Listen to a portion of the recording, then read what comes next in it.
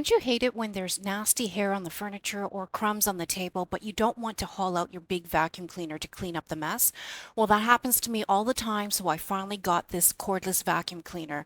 My main requirements were something that I could easily carry around with one hand anywhere in the house.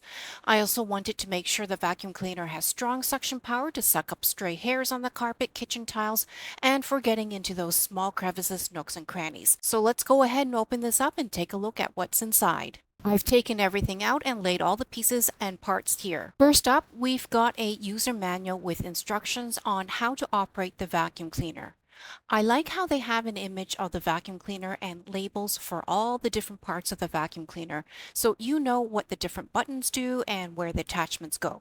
There's also cleaning instructions and some troubleshooting steps. So here's the main vacuum cleaner. It's pretty lightweight and I can definitely hold it with one hand. Here's the motorized brush attachment.